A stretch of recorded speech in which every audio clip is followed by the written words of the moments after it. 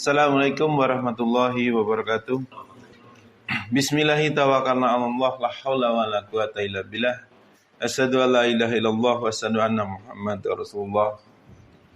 Allahumma shalli ala Muhammad wa ala ali Muhammad amma ba'du. Alhamdulillah pada kesempatan pagi hari ini kita dapat bertatap muka kembali. Kita akan bahas tentang prakondisi kemunculan Al-Mahdi. Datangnya hari kiamat adalah sesuatu yang pasti dan kejadian yang sangat besar hingga Allah sandingkan terjadinya kiamat dengan diutusnya Al-Mahdi. Maka bisa disimpulkan begitu pentingnya Al-Mahdi diutus oleh Allah ke tengah umat manusia hari ini. Kenapa? Dalam sebuah hadis Rasulullah SAW bersabda, andaikan dunia tinggal sehari lagi, Allah Ta'ala akan panjangkan hari tersebut sehingga diutus padanya seorang lelaki dari ahlil baitku, keturunanku, namanya serupa namaku dan nama ayahnya serupa dengan nama ayahku Muhammad bin Abdillah. Ia akan penuhi bumi dengan kejujuran dan keadilan sebagaimana sebelumnya dipenuhi dengan kezaliman dan penindasan.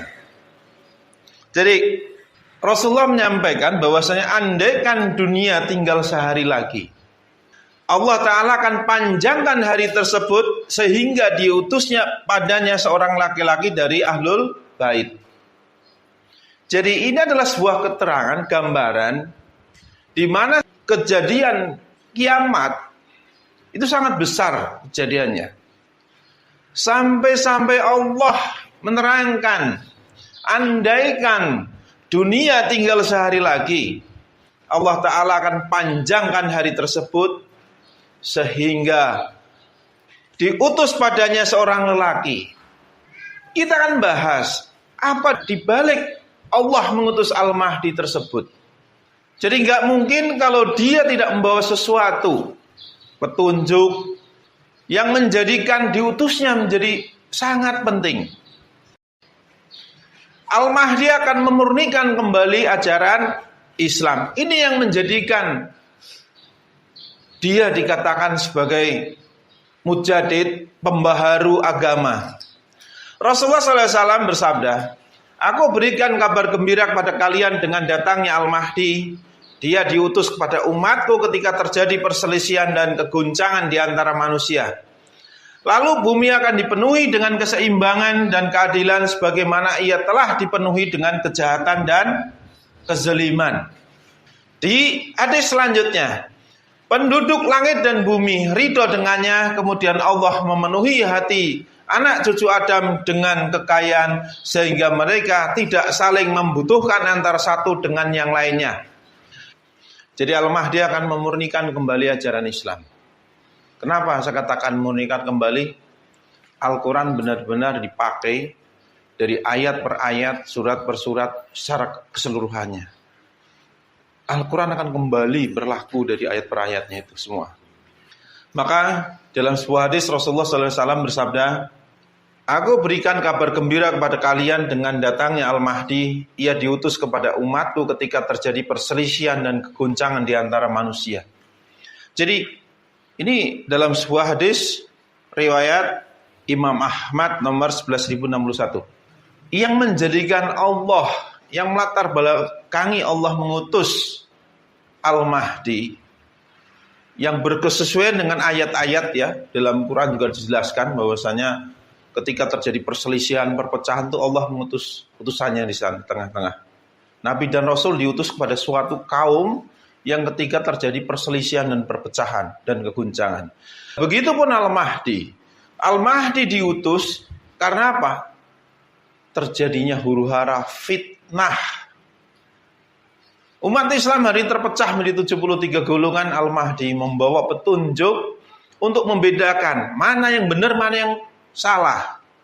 Jadi datangnya Al-Mahdi, diutusnya Al-Mahdi kepada umat ketika terjadi perselisihan dan keguncangan di antara manusia. Al-Mahdi membawa petunjuk untuk memberikan solusi. Kenapa umat terjadi perselisihan dan perpecahan? Petunjuk itulah sebagai jawabannya. Maka di dalam hadis sebelumnya diterangkan ya, andaikan dunia tinggal sehari lagi, maka Allah Ta'ala akan panjangkan hari tersebut sehingga diutus padanya seorang lelaki dari ahlil bait. Tujuannya apa? Kalau enggak membawa sesuatu yang menerangkan, menjelaskan, lah ngapain diutus? Kalau seandainya petunjuknya sudah jelas hari ini tengah umat, kenapa Allah mengutus Al-Mahdi kembali? Maka Al-Mahdi membawa petunjuk untuk apa? Jawaban dari huru-hara fitnah yang hari ini terjadi. Sehingga di dalam hadis selanjutnya, penduduk langit dan bumi ridho dengannya. Kemudian Allah memenuhi hati anak cucu Adam dengan kekayaan sehingga mereka tidak saling membutuhkan antar satu dengan yang lainnya. Lalu ada seorang penyeru berkata, siapa yang membutuhkan harta? Beliau bersabda, lalu ada seorang laki-laki yang berdiri dan berkata, saya. Maka dikatakan padanya, datanglah kepada bendahara dan katakanlah padanya, Al-Mahdi memerintahkan padamu agar kamu memberikan kepadaku. Beliau bersabda, lalu ia datang pada bendahara tersebut seraya berkata kepadanya, lalu dikatakan pula kepadanya, ambillah sepenuh kedua telapak tanganmu. Lalu ia memenuhi kedua telapak tangannya ketika sedang mengambil harta tersebut. Ia berkata, sungguh aku adalah seorang yang paling rakus dari umat Muhammad. Apakah aku memenuhi tanganku sehingga aku tidak kuat dengan sesuatu yang mereka merasa cukup darinya? Nah ini keterangan. Kebanyakan umatnya sudah merasa cukup. Hanya satu orang nggak merasa cukup. Akhirnya dia ngiri dengan orang-orang lain yang merasa cukup. Jadi ini gambaran kejadian ketika Islam sudah benar-benar, umat sudah benar-benar memeluk Islam secara keseluruhannya. Terus kita akan bahas ciri-ciri fisiknya. Ciri-ciri fisik Al-Mahdi hanyalah tanda bahwa orang yang diislahkan itu sebagaimana yang disebutkan Rasulullah, bukan sebagai dasar menentukan seseorang itu adalah Al-Mahdi. Jadi kalau Rasulullah menerangkan ciri-ciri fisiknya seperti ini A, B, C, D, dan Z, itu udah pasti diutusnya Al-Mahdi, pasti fisiknya seperti itu. Itu sebagai tanda untuk mencocokkan. Bukan sebagai dasar ulama menentukan si fulan bin fulan adalah Al-Mahdi. Maka Rasulullah SAW bersabda, Al-Mahdi itu dari keturunanku, dahinya lebar dan hidungnya mancung. Ia akan memenuhi bumi dengan keadilan sebagaimana bumi pernah dipenuhi dengan kejahatan dan kezoliman. Ia akan berkuasa selama 7 tahun. Ini keterangan di mana sebuah keadaan berbalik sebelum dan sesudahnya diutusnya Al-Mahdi. Jadi ciri-ciri fisik itu hanyalah tanda bahwa yang orang diutus itu seperti itu. Karena apa? Al-Mahdi tersembunyi. Terus Rasulullah SAW juga bersabda, akan keluar seseorang daripada keluargaku, namanya seperti dengan namaku, akhlaknya sama dengan akhlakku. Dia akan memenuhi bumi dengan keadilan sebagaimana telah dipenuhi dengan kezaliman dan penyimpangan. Ini hadis riwayat Ibnu Hibban. Jadi ciri-ciri yang kedua apa? Akhlaknya sebagaimana akhlak Rasulullah. Jadi Al-Mahdi, ciri-ciri fisiknya jelas diterangkan. Terus akhlaknya juga jelas diterangkan. Kalau ada Al-Mahdi, ngaku Al-Mahdi, kok akhlaknya tidak sebagaimana akhlak Quran, ya sudah tanda tanya. Karena Rasulullah menyampaikan sama. Terus dia akan memenuhi bumi dengan keadilan sebagaimana telah dipenuhi dengan kezoliman dan penyimpangan. Jadi artinya Al-Mahdi itu apa? Dia membawa petunjuk untuk memperbaiki agama. Yang agama hari ini banyak terjadinya kezoliman dan penyimpangan. Ini Al-Mahdi meluruskan kembali ajaran tersebut, memurnikan kembali ajaran Islam. Jadi prakondisi kemunculan Al-Mahdi, prakondisi tanda-tandanya itu seperti apa? Ini juga dijelaskan dalam sebuah hadis yang panjang. Dalam hadis riwayat Abu Daud nomor 3737, Nabi SAW beliau bersabda, akan terjadi perselisihan saat matinya khalifah. Lalu seorang laki-laki Al-Mahdi akan keluar dari Madinah dan pergi menuju Mekah. Lantas beberapa orang dari penduduk Mekah mendatanginya. Mereka memaksanya keluar dari dalam rumah meskipun ia tidak menginginkannya. Orang-orang itu kemudian membayatnya pada suatu tempat antara rukun Hajar Aswad dan Maqam Ibrahim. Lalu dikirimlah pasukan dari penduduk Syam untuk memeranginya. Tapi pasukan itu justru ditenggelamkan oleh Allah di Al-Baida, tempat antara Mekah dan Madinah. Maka ketika manusia melihat hal itu, orang-orang soleh dari Syam dan orang-orang terbaik dari penduduk Irak membayatnya antara rukun dan Maqam. Lalu tumbuhlah seorang laki-laki dari bangsa Quraisy, paman-pamannya dari suku Kalb. Ia lalu mengirimkan pasukan untuk memerangi mereka.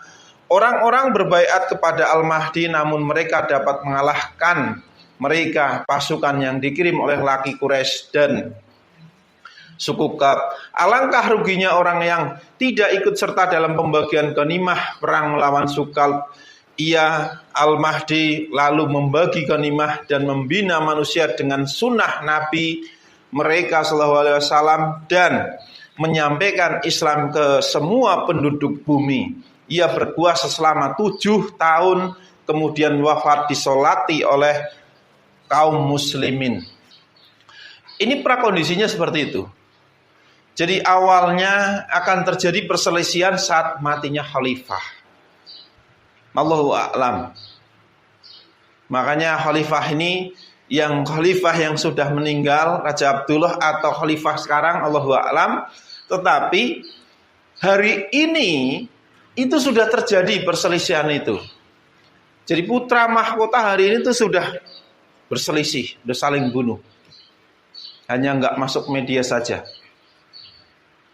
Bahkan ada wartawan media yang menyoroti kehidupan pribadinya saja langsung dimusnahkan, dicairkan tubuhnya, dibuang di toilet, nyampe nggak ada bekas-bekasnya sedikit pun, nyampe sekecil itu.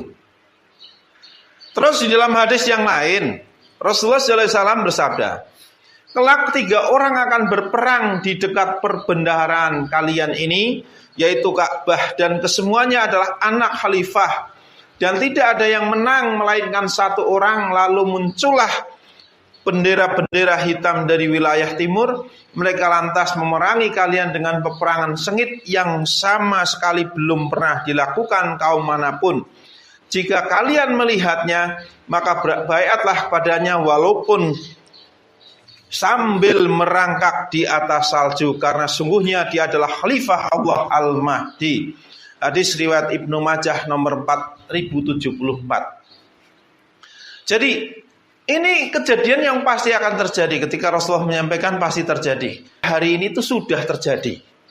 Siapa itu yang rebutan kekuasaan, kita nggak usah bahas orangnya siapa. Tapi hari ini sudah terjadi. Sudah terjadi di sana, peperangan antar keluarga itu sudah terjadi. Maka dikatakan sebagai prakondisi, sebelum kemunculannya akan terjadi seperti itu. Terus kapan? Allahu a'lam, bisa setahun, 2 tahun, 3 tahun, Allahu a'lam. Kita akan bahas selanjutnya. Jadi intinya Al-Mahdi itu artinya apa? Orang yang diberi petunjuk oleh Allah. Jadi ulama sebagian mengatakan Al-Mahdi ya, Nabi dan Rasul semua Al-Mahdi. Nabi Isa juga Al-Mahdi karena dia seorang Rasul, membawa petunjuk dari Allah. Al-Mahdi yang dimaksud ini adalah Mujadid. Mujadid adalah pembaharu. Kalau Nabi dan Rasul itu diutus membawa syariat dalam rangka membangun sebuah syariat, ya, itu di bab apa? Bab tauhid dijelasin di sana. Kalau saudara yang belum mendengarkan, silahkan di bab tauhid ini diterangkan bahwasanya Nabi dan Rasul satu dengan yang lain itu seperti seseorang yang sedang membangun sebuah bangunan, saling melengkapi, saling menyempurnakan. Maka Rasulullah diutus untuk menyempurnakan bangunan tersebut. Jadi semua yang dalam rangka membangun sebuah bangunan tersebut, membangun bangunan peradaban Islam tersebut, itu namanya Nabi dan Rasul. Karena mereka membawa andil syariat-syariat dalam membangun sebuah bangunan tersebut. Sedangkan Al-Mahdi yang kita maksud, yang kita bahas adalah mujaddid atau pembaharu. Jadi beda profesi. Yang pertama itu tugasnya membangun sebuah rumah dari pondasi sampai atap. Kalau Al-Mahdi yang kita bahas hari ini adalah pembaharu, yang rumah ini mungkin udah roboh, udah rusak, dia diperbaharu lagi, dibikin seperti rumah kembali. Jadi Al-Mahdi yang menjadikan Islam kembali asing dan akan kembali ke Mekah dan Madinah atau akan ada hijrah kembali. Kenapa demikian? Maka sebagaimana dalam sebuah hadis riwayat Muslim nomor 209. Nabi SAW beliau bersabda, Islam muncul dalam keadaan asing dan ia akan kembali dalam keadaan asing seperti semula. Ia akan masuk di antara dua masjid sebagaimana ular yang masuk ke dalam lubangnya. Jadi artinya apa? Ya disahih. Kalau seandainya Islam yang dibawa oleh Rasulullah, yang diwariskan kepada sahabat-sahabatnya, yang kepada wariskan kembali pada tabi'in, tabi'in, yang akhirnya diwariskan pada imam mazhab sampai ulama sampai hari ini, itu nggak ada istilah asing. Karena apa? Ajarannya yang dibawa masih sama.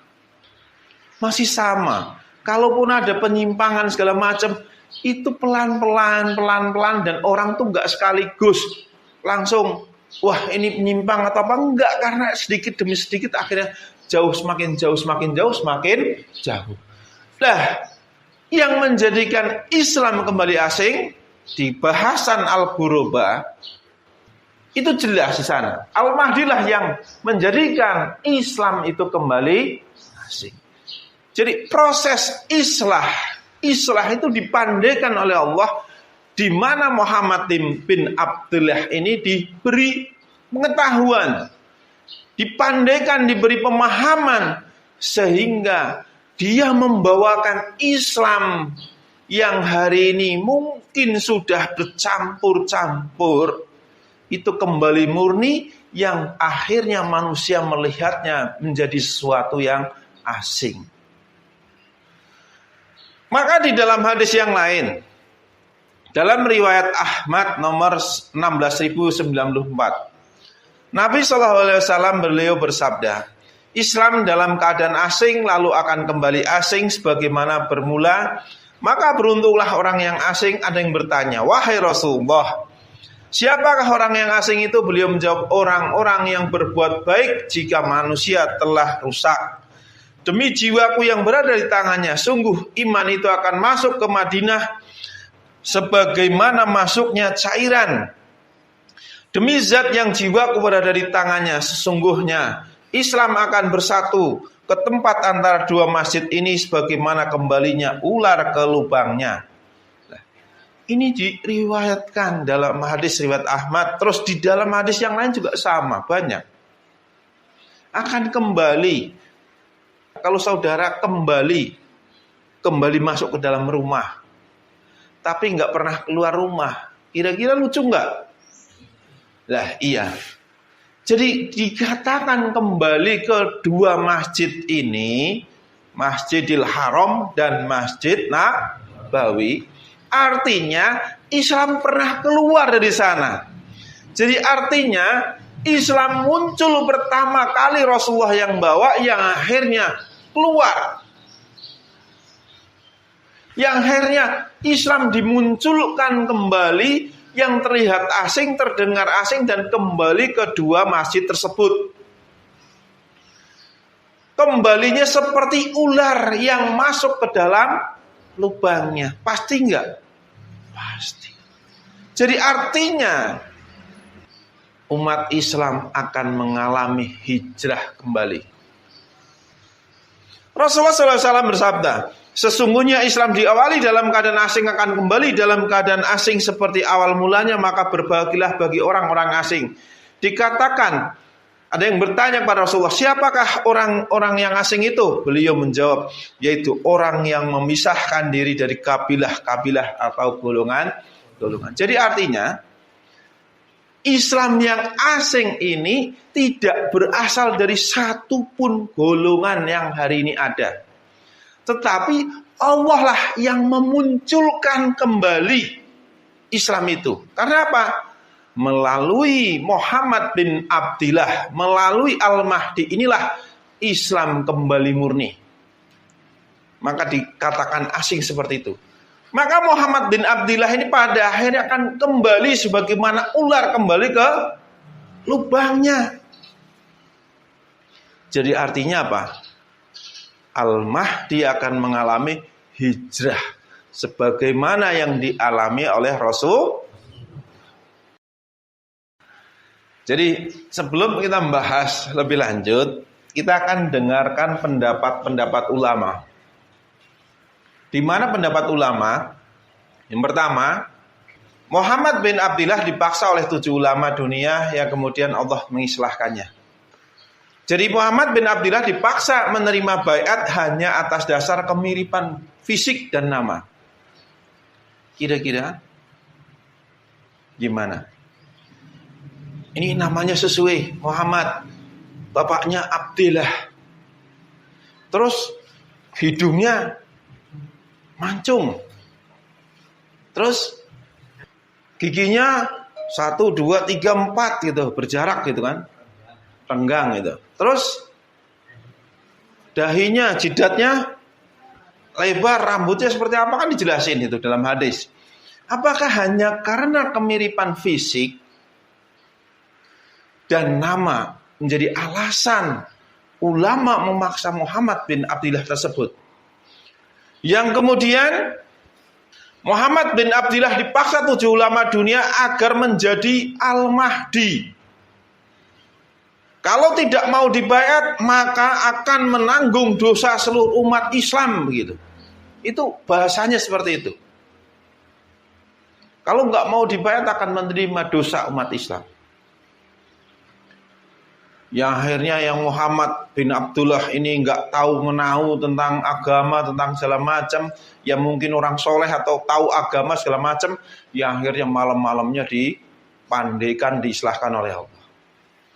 Cuman yang menjadi ganjalan adalah apakah kehendak manusia, kehendak ulama mendahului kehendak Allah?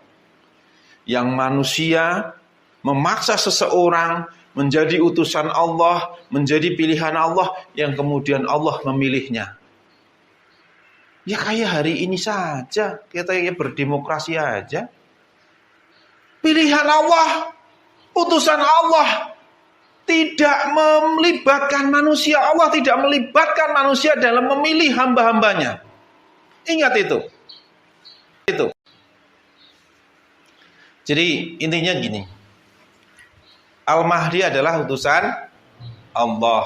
Pilihan Allah. Tidak mungkin ada andil manusia dalam Allah menentukan utusan dan pilihannya. Nih, kata manusia begini. Ini yang paling baik, ini yang paling bagus, ini paling apa? Tapi belum tentu bagi Allah. Kita itu menyembah manusia atau menyembah Allah? Maka ikutin Allah. Allah itu enggak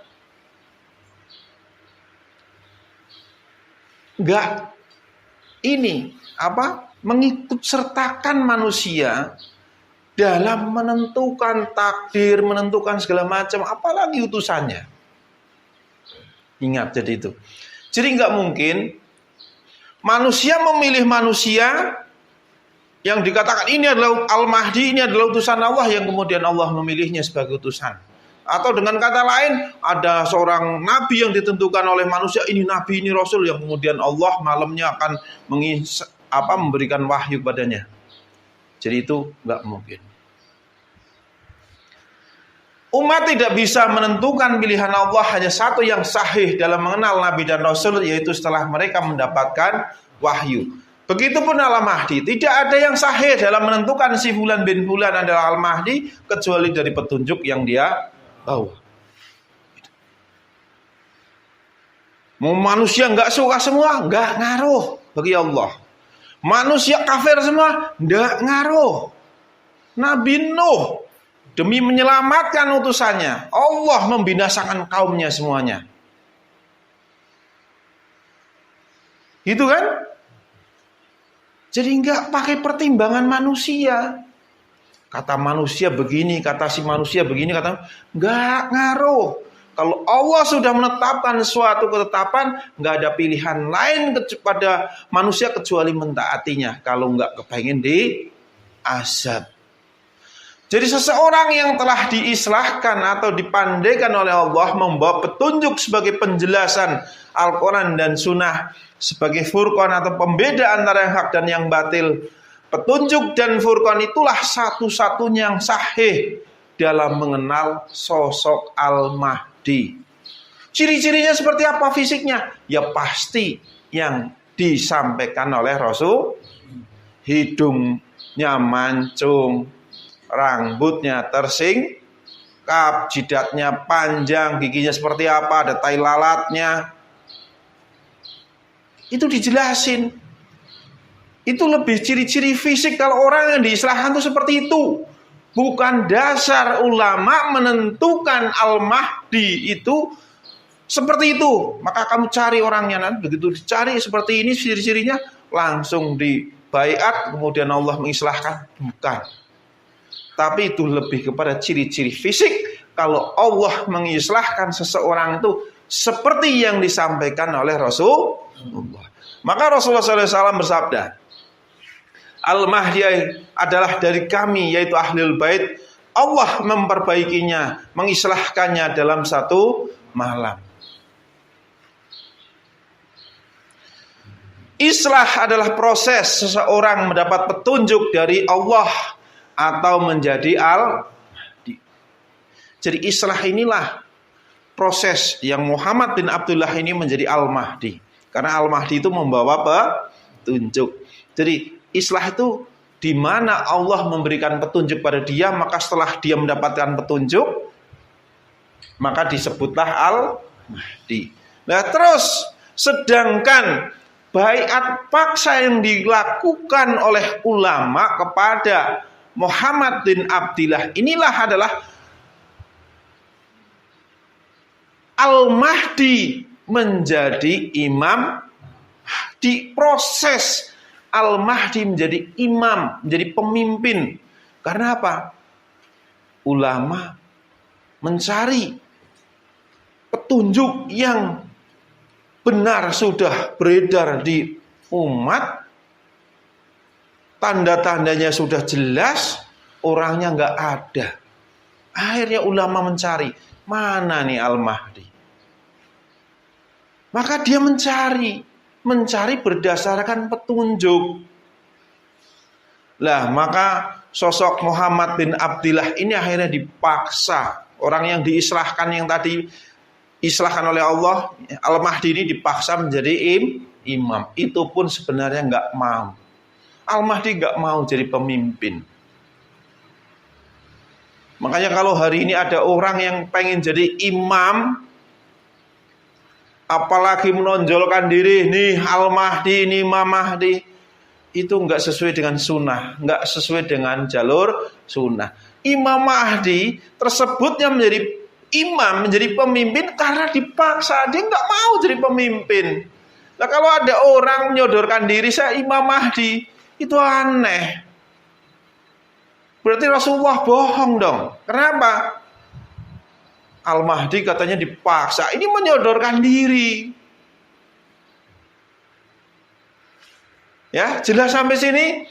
Jadi, islah adalah proses Muhammad bin Abdullah menjadi Al-Mahdi, sedangkan pembayatan paksa Al-Mahdi menjadi Imam Mahdi. Jelas ya? Jadi, Allah mengutus utusannya enggak melibatkan manusia dalam memilih seseorang ya. Enggak. Jadi ciri-ciri fisik itu lebih kepada orang yang diistilahkan oleh Allah itu ciri-cirinya seperti itu. Maka kalau saudara pengen cari, ya cari yang seperti itu aja. Karena apa? Jika manusia mengingkari utusan Allah, maka Allah akan menurunkan azab. Sebenarnya bagi Al-Mahdi mah nggak ngaruh. Dia nggak punya kepentingan terhadap dunia ini. Bagi Al-Mahdi nggak ngaruh. Mau didengar mau nggak didengar nggak ngaruh. Saudara mau ikut di sini mau nggak ikut juga nggak ngaruh. Tugasnya dia menyampaikan. Disampaikan saudara menerima, justru bertanggung jawab untuk menyampaikan kembali, membimbing. Tapi kalau saudara menolak itu udah selesai. Maka di dalam Quran surat Al-Baqarah ayat 209 sampai 210 Allah Subhanahu wa taala berfirman yang artinya, tetapi jika kamu tergelincir setelah bukti-bukti yang nyata sampai kepadamu, ketahuilah bahwa Allah yang maha perkasa, maha bijaksana, tidak ada yang mereka tunggu-tunggu kecuali datangnya azab Allah bersama malaikat dalam naungan awan. Sedangkan perkara mereka telah diputuskan dan kepada Allah lah segala perkara dikembalikan. Maka ketika menolak seruan tersebut, datangnya Allah, ya kan di sini tidak ada yang mereka tunggu-tunggu kecuali datangnya azab Allah bersama malaikat dalam naungan duhan, asap. Jadi bencana yang hari ini terjadi itu akibat pengingkaran terhadap ayat-ayat Allah. Terus di ayat yang lain, maka ketika para rasul datang pada mereka dengan membawa bukti-bukti yang nyata, mereka merasa senang dengan ilmu yang ada pada mereka dan mereka dikepung oleh azab yang dahulu mereka perolok-olokan. Quran surat Ghafir ayat 83. Saudara diajak untuk kembali kepada Al-Quran dan Sunnah, pada tauhid, pada Islam. Saudara masih senang dengan ilmu yang saudara miliki. Saudara masih senang dengan ilmu yang saudara pelajari. Itu yang menjadikan sebab mereka dikepung azab yang dahulu mereka perolok-olokkan. Maka seruan ini sebenarnya sudah lama. Di media sosial, di YouTube. Tapi banyak orang mengingkari. Maka perhatikan saja. Semakin mengingkari, lihatlah.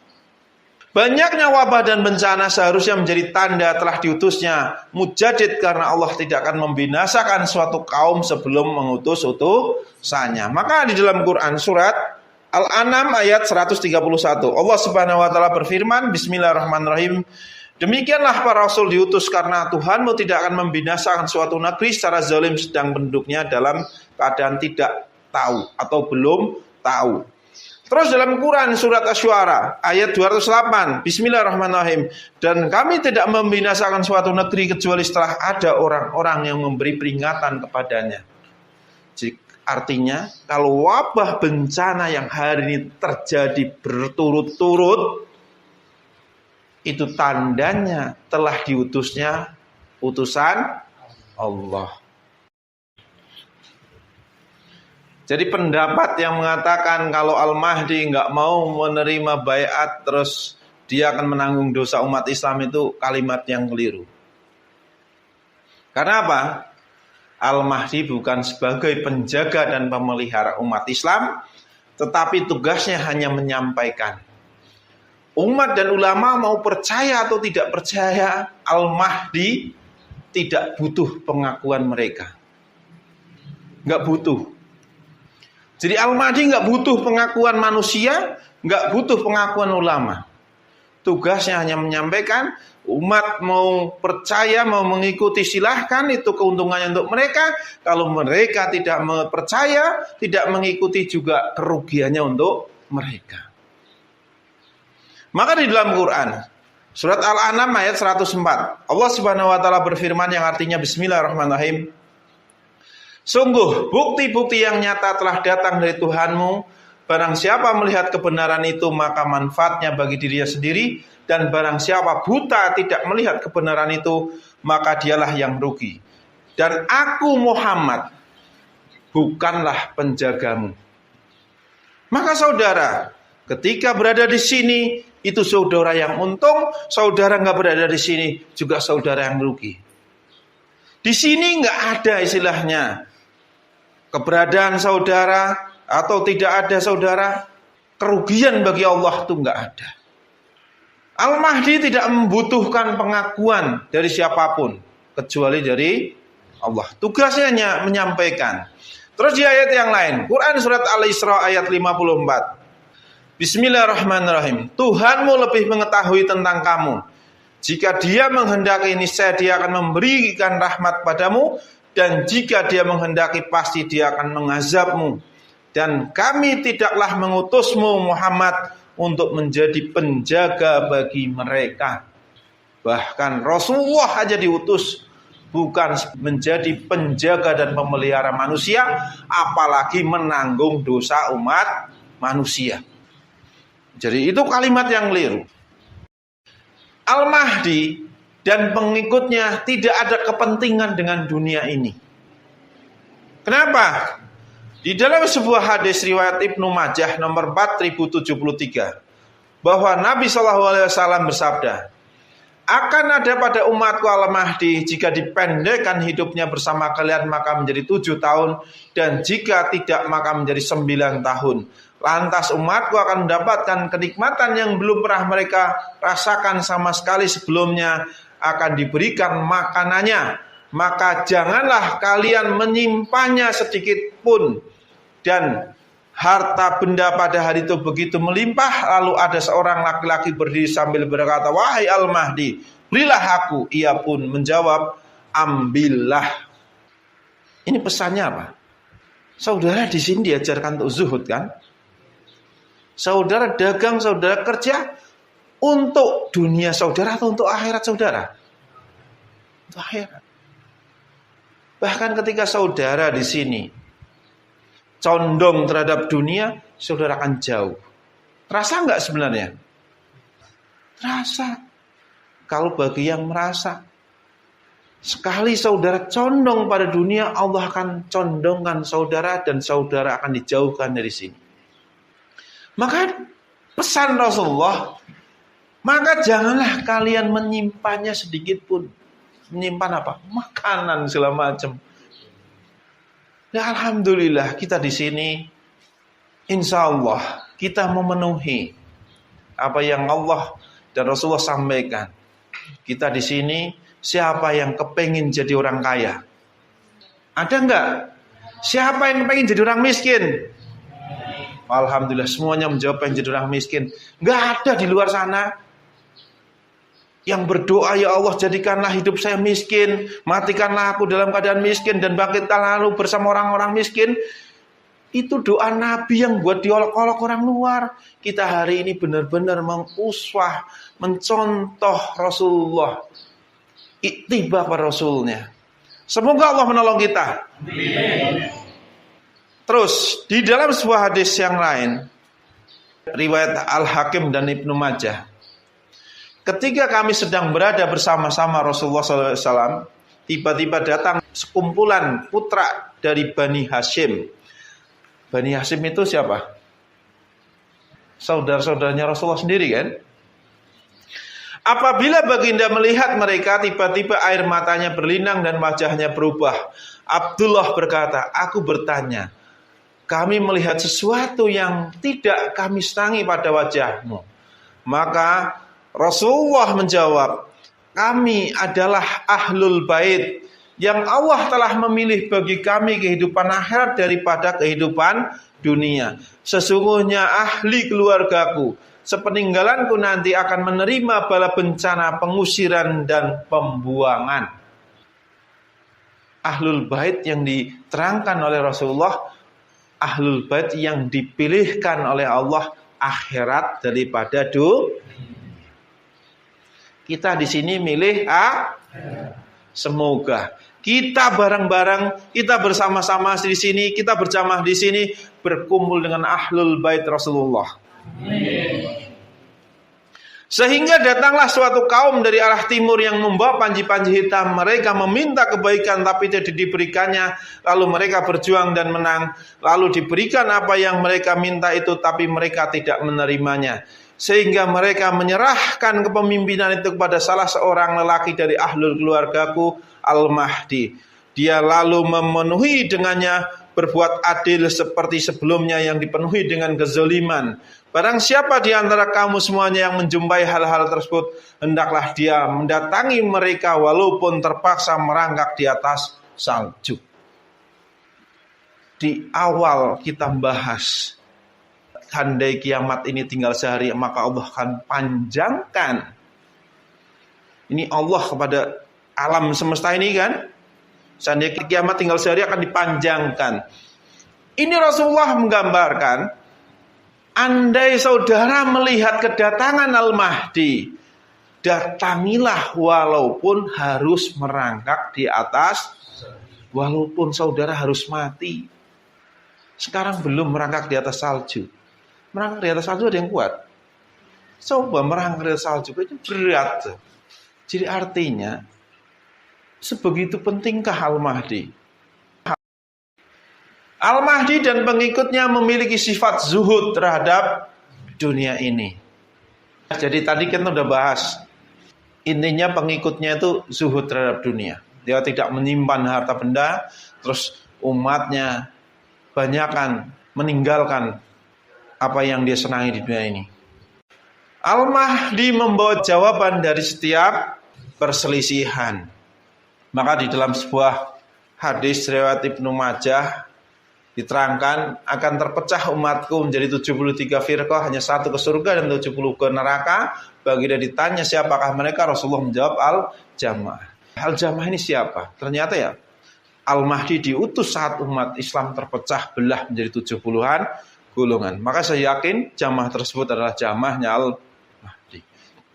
Terus dalam sebuah hadis riwayat Ahmad, aku kabarkan berita gembira mengenai Al-Mahdi yang diutus Allah ke tengah umatku ketika banyak terjadi perselisihan antar manusia dan gempa-gempa. Ia akan memenuhi bumi dengan keadilan dan kejujuran sebagaimana sebelumnya dipenuhi dengan kesewenang-wenangan dan kezaliman. Nah, ternyata Al-Mahdi itu membawa petunjuk untuk mengatasi ini semua. Agar tidak ada kesewenang-wenangan, agar tidak ada kezaliman, agar tidak ada penindasan, agar tidak ada perselisihan. Maka yang pastinya Al-Mahdi mampu memberi jawaban dari setiap perselisihan, dari setiap keadaan. Maka di dalam Quran surat Al-Baqarah ayat 213 juga diterangkan. Ini menjadi sunatullah. Ketika manusia terjadi perselisihan, itulah menjadi sebab-sebab Allah mengutus Nabi dan Rasul.